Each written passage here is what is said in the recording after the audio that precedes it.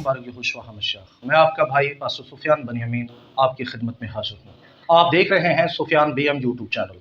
अजीज़ों, अगर आप हमारे चैनल पर नए हैं तो चैनल को सब्सक्राइब कर लें और बेल के बटन को ऑल पर क्लिक कर लें। वीडियो को दूसरों के साथ शेयर करें, क्योंकि आज की वीडियो का जो मुद्दा है वो कादियानियत को जवाब देने पर है। कादियानियत के एक शख्स ने जनाब दाऊद और जनाब मसीह की ज़ात पर जो है कुफराना तौहीन अमेज़ अल्फाज कसे और एतराज़ भी किया। जनाब दाऊद के गुनाह जो कि हत्ती उरिया की बीवी बत्सबा के साथ उन्होंने किया, उसको लेकर उन्होंने जनाब दाऊद और जनाब मसीह के निसब को दागदार करार देने की कोशिश की है। आज हम इसका जवाब देने के लिए हाजिर हुए हैं। हम नबियों की इज़्ज़त हुर्मत के लिए हर वक्त हाजिर हैं और जवाब देने के लिए हर वक्त तैयार हैं। अजीज़ों, हम आगे बढ़ते हैं और आगे बढ़ने से पहले आप सबको मेरा मशवरा भी है और ये मैं आप लोगों को रेकमेंड भी करूंगा कि आप हमारे चैनल का विज़िट करें और चैनल पर जाकर प्ले लिस्ट बनी हुई है उन तमाम मौज़ूआत की जो हमने यूट्यूब चैनल पर पेश किए हैं। उसमें सबसे जो अहम मौजू है वो है लोहियतुल मसीह और दूसरा मौजू है कि बदरूहों का वजूद कहाँ से और कब और कैसे आया। इनको आप जाकर देख सकते हैं। हमारे चैनल का विज़िट करें, सर्च बार में जाकर सुफियान बीएम यूट्यूब चैनल लिखें और चैनल को सब्सक्राइब भी कर लें। आगे बढ़ते हैं और अपने मौजू को शुरू करते हैं। कादियानियत का फ़िरका हमेशा नबियों की तौहीन करता आया है। इनकी किताबों में और इनकी वीडियोस और ऑडियोज़ के अंदर हमेशा नबियों की तौहीन पाई जाती है। इसी तरह उन्होंने एक ऑडियो में जनाब दाऊद और जनाब मसाया यानी मसीह के लिए तौहीन अमेज़ अल्फाज कहे। आज हम उनका जवाब देने आए हैं और कलीसिया को और कादियानियत के तमाम पैरोकारों को ये बताने आए हैं कि जैसा आप समझते हैं और जैसा कलीसिया को आप गुमराह कर रहे हैं वैसा हरगिज़ भी नहीं है। हम तफसील से आप लोगों के सामने जनाब दाऊद की कहानी को बयान करेंगे। आपसे गुजारिश है कि आप दूसरा सलातीन उसका 11वां बाब और 13वें बाब तक आपने ये 3 चैप्टर लाजमी पढ़ लेने। इस कहानी का जिक्र सलातीन की किताब के अंदर मौजूद है। दूसरा सलातीन 11वां बाब और 13वें बाब तक आपने ये 3 चैप्टर लाजमी पढ़ लेने हैं। जनाब दाऊद के गुनाह के मुतल्लक क्रिश्चियन कम्युनिटी की या मसीहत की एक ही राय है और उन्होंने कभी भी इस गुनाह को लेकर जनाब दाऊद की ज़ात को निशाना नहीं बनाया और इसी तरह दीगर मज़ाहब के अंदर भी ऐसा हरगिज़ नहीं है। लेकिन कादियानियत कभी भी नबियों का लिहाज नहीं करती और उनकी इज़्ज़त को हमेशा वो दागदार करने की कोशिश करते हैं। आज हम नबियों की हुर्मत और इज़्ज़त के लिए जवाब देने के लिए आए हैं और सच्चाई को आप सबके सामने रखने आए हैं।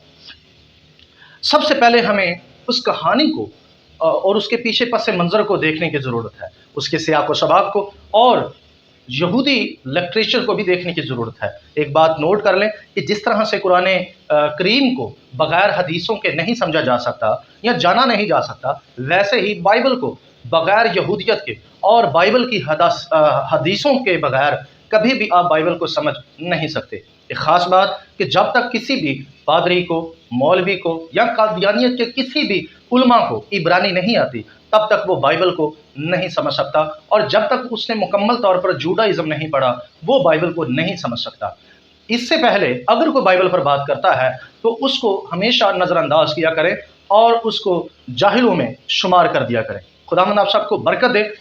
सबसे पहले हम जो नंबर 1 है वो है जंगी हालात का जायज़ा लेना, क्योंकि इस कहानी के अंदर हम देखते हैं कि जब ये वाक़या हुआ तो उस वक्त उस दौर के अंदर और उस मुल्क में और दीगर ममालिक के अंदर इस साल के अंदर बादशाह जंग करने निकलते थे।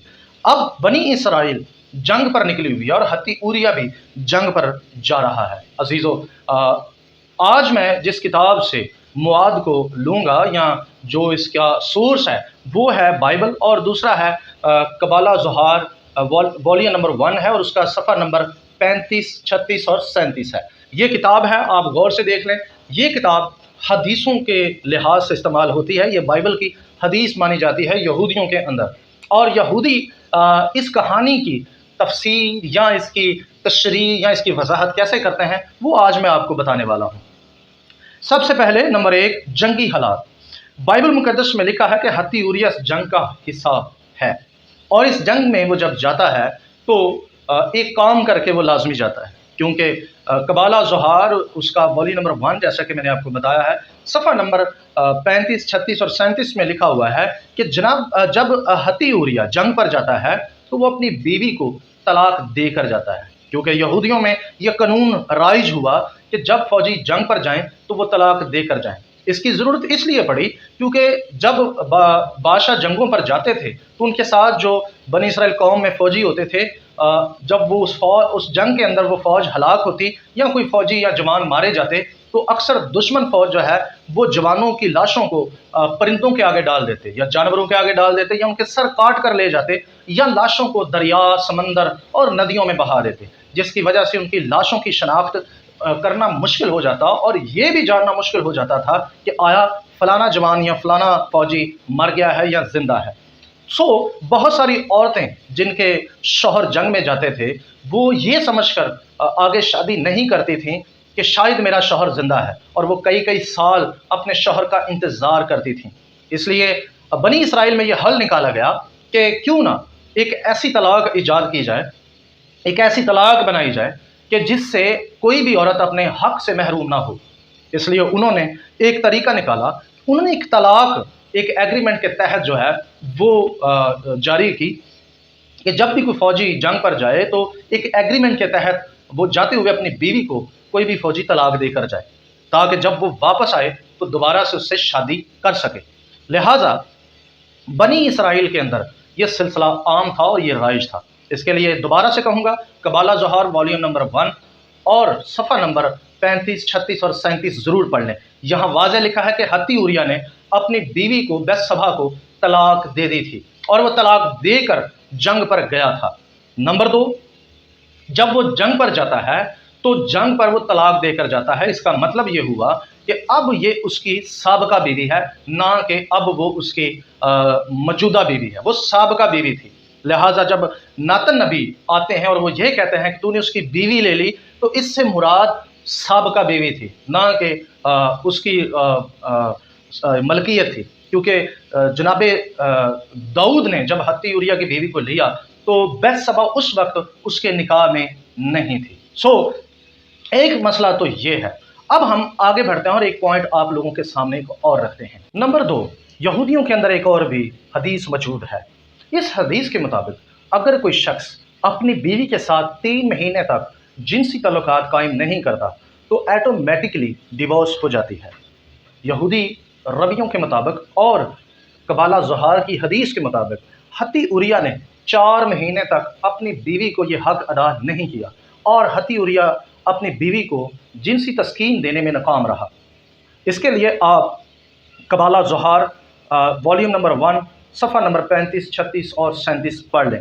यहाँ वाज़ेह तौर पर इन हदीसों के अंदर वाज़ेह तौर पर लिखा हुआ है कि हत्ती उरिया 4 महीने तक अपनी बीवी के पास नहीं गया।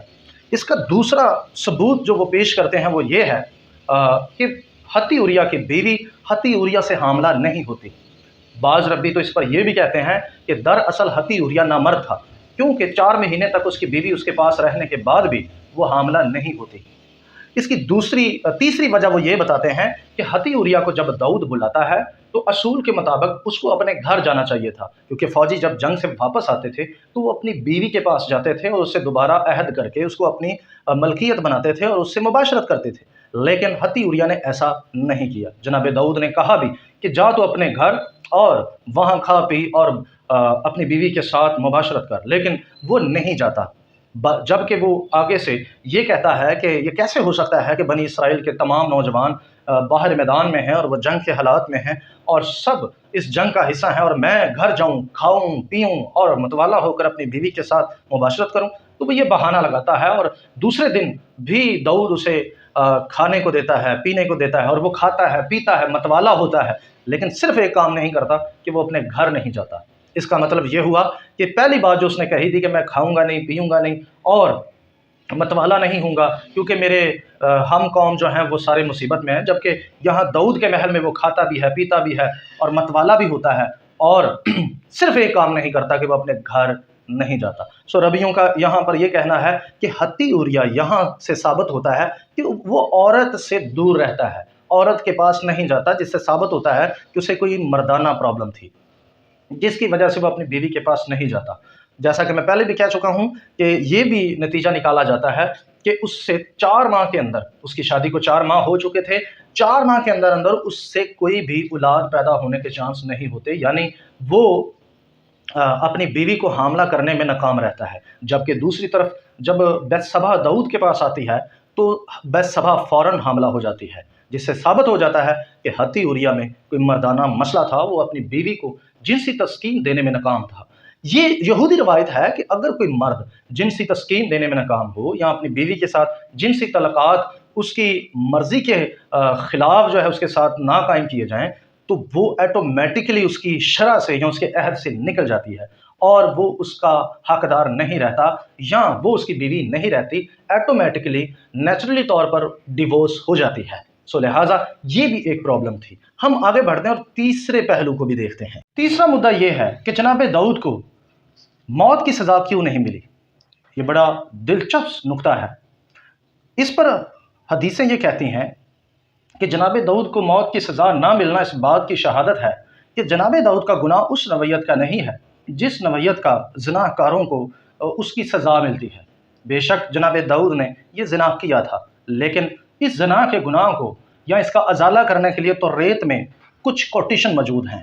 داؤد نے فوراً ان کوٹیشنز کو پورا کیا اور خدا نے اس کے گناہ پر ناتن نبی کے وسیلہ سے ملامت کی، اور ناتن نبی آ کر وہاں پر ایک تمثیل پیش کرتے ہیں جس میں وہ کہتے ہیں کہ تو نے حتی اوریا کی بیوی کو کیوں لیا۔ جب وہ یہ کہتا ہے کہ تو نے حتی اوریا کی بیوی کو کیوں لیا تو اصل میں ناتن نبی کا مطلب ہرگز موجودہ بیوی نہیں بلکہ سابقہ بیوی تھا۔ وہ یہ کہنا چاہتا تھا کہ یہ اس کی سابقہ بیوی ہے اور یہ اس کا حق تھا کہ وہ آ کر اس سے دوبارہ شادی کرتا، جبکہ میں پیچھے بتا چکا ہوں کہ اس نے دوبارہ جب وہ واپس آیا تھا، جب داؤد نے اسے بلایا تو وہ اپنے گھر نہیں گیا، جس سے یہ ثابت ہو جاتا ہے کہ وہ عورتوں سے دور رہتا تھا۔ سو لہٰذا یہ ساری چیزیں داؤد کے لیے گنجائش پیدا کر رہی تھیں، اور فوراً داؤد نے وہ عمل کیا جو تورات میں کرنے کے لیے کہا گیا تھا کہ اگر کوئی شخص کسی ایسی عورت سے مباشرت کر لے جس کی نسبت کسی مرد کے ساتھ نہ ہو۔ یہ یاد رہے کہ بے شک بیتسبا کی نسبت حتی اوریا سے تھی، لیکن وہ پہلے تھی، جب وہ جنگ پر گیا تو اس نے طلاق دے دی اور یہ نسبت ٹوٹ چکی تھی۔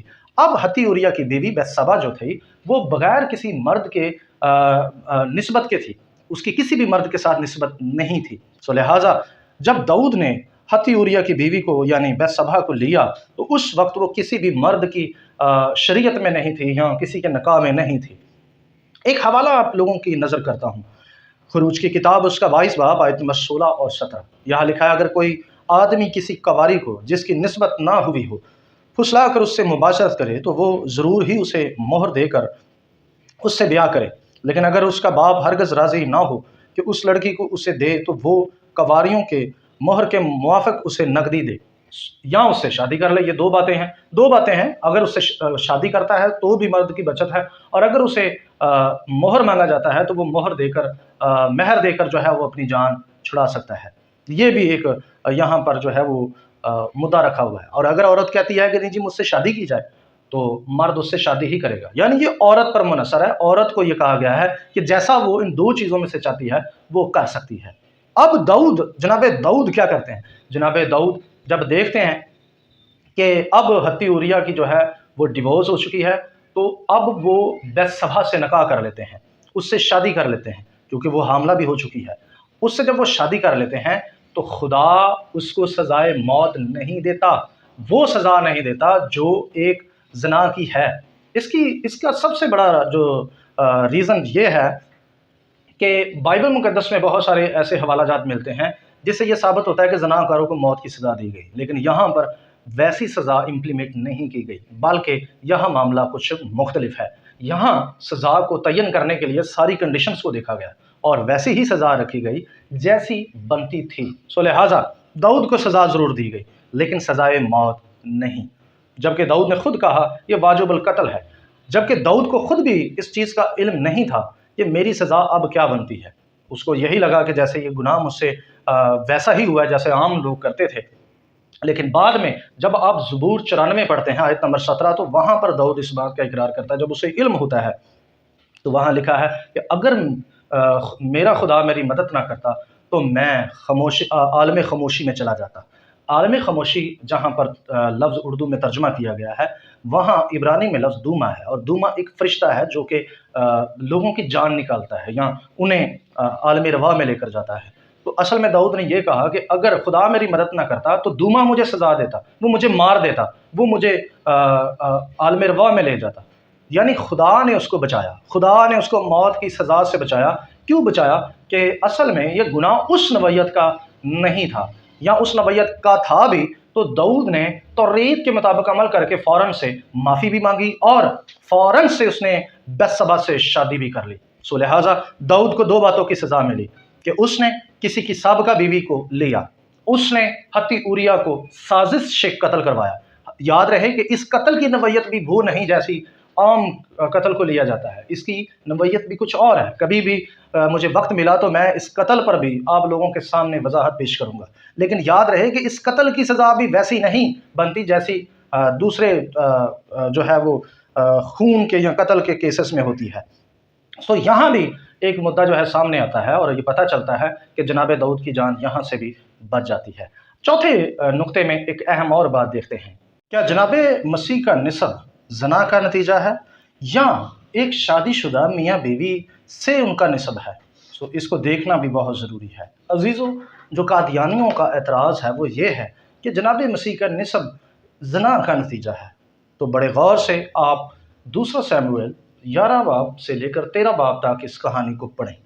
جو زنا سے پیدا ہونے والا بچہ تھا وہ اسی وقت مر گیا، اور جب جناب سلیمان پیدا ہوتے ہیں بتشبہ سے تو وہ شادی شدہ حالت میں پیدا ہوتے ہیں، یعنی اس وقت بتشبہ جناب داؤد کے نکاح میں تھیں اور وہ ان کی بیوی تھیں، نہ کہ یہ نسب جو ہے زنا سے ریلیٹڈ ہے۔ سو لہٰذا قادیانیوں کا یہ مدعا نہایت ہی گھٹیا اور نہایت ہی گھنونا اور گندا ہے، اور نبیوں کی عزت اور حرمت کو ہمیشہ انہوں نے نشانہ بنایا ہے۔ میں نے قادیانیت کے کچھ ایسے ویڈیوز بھی دیکھے ہیں، آڈیوز بھی سنے ہیں، اور ان کی کتابوں کو بھی دیکھا ہے۔ ان کی کتابوں میں ہمیشہ کتاب مقدس کی نفی، بے حرمتی اور توہین امیز الفاظ ہمیشہ نبیوں کے لیے میں نے دیکھے، سنے اور پڑھے ہیں۔ سو لہٰذا ان کی باتیں بے شک جو ہے وہ نبیوں پر وار کرتی ہیں، لیکن خدا ان کا مقابلہ کرتا ہے، خدا ان کو جواب دیتا ہے۔ میرے جیسے بہت سارے دوست ہیں جو اس کام پر جو ہے وہ لگے ہوئے ہیں، وہ مسلم دوست بھی ہیں اور مسیحی دوست بھی ہیں، اور وہ ان کا منہ بند کرنے کے لیے ہمیشہ اپنی کمر کس کے رکھتے ہیں۔ سو لہٰذا قادیانیت کو میرا مشورہ ہے کہ آپ جب بائبل مقدس کو پڑھتے ہیں تو برائے مہربانی نیند کی حالت میں نہ پڑھا کریں، اور خاص طور پر تب نہ پڑھا کریں جب آپ شراب پیتے ہیں، کیونکہ آپ کی کتابوں سے یہ واضح ہے کہ جناب مرزا قادیانی صاحب جو ہیں وہ شراب نوشی کرتے تھے اور الکوہل پیتے تھے۔ سو لہٰذا مجھے یقین ہے کہ ان کے تمام پیروکار شرابی ہیں، اور وہ شراب پی کر بائبل مقدس کو پڑھتے ہیں اور اس کی الٹی تشریحات کرتے ہیں، اور انہوں نے جوڈائزم بھی نہیں پڑھا۔ میں نے ان کی کتابوں کا مطالعہ جب کیا تو مجھے اندازہ ہوا کہ یہ جوڈائزم سے بے بہرا ہیں اور ان کو جوڈائزم کا بالکل بھی پتہ نہیں، اور خاص طور پر کتاب مقدس کی حدیثوں سے بھی یہ کوسوں دور ہیں، اور ان کو کتاب مقدس کی حدیثوں کا بالکل بھی علم نہیں ہے۔ سو لہٰذا میری گزارش ہے تمام سننے والوں سے کہ اس ویڈیو کو دوسروں کے ساتھ شیئر کریں اور لوگوں تک اس پیغام کو پہنچائیں، تاکہ لوگ جان سکیں کہ قادیانیت کا جو فرقہ ہے وہ کتنا گھٹیا اور گھنونا ہے، جو کہ نبیوں کو اب جو ہے اپنے توہین امیز الفاظ کا نشانہ بناتے ہیں۔ سو خداوند آپ سب کو برکت دے۔ آپ سے گزارش ہے کہ چینل کو سبسکرائب کر لیں، بیل کے بٹن کو آل پر کلک کر لیں، تاکہ ہر آنے والی نئی ویڈیو آپ کو موصول ہو سکے، اور ویڈیوز کو دوسروں کے ساتھ شیئر کریں۔ اب ملتے ہیں اگلی ویڈیو میں۔ اگلی ویڈیو بھی اس کا حصہ دوم ہوگی، اور اس میں میں آپ لوگوں کو جناب یہودا اور راہب فحاشا کے بارے میں بھی بتاؤں گا کہ ان کا جناب مسیح کے نسب کے ساتھ کیا تعلق اور کیسا تعلق ہے۔ سو تب تک کے لیے اجازت چاہتے ہیں، ملتے ہیں اگلی ویڈیو میں، تب تک کے لیے اجازت دیں۔ شلوم علیکم۔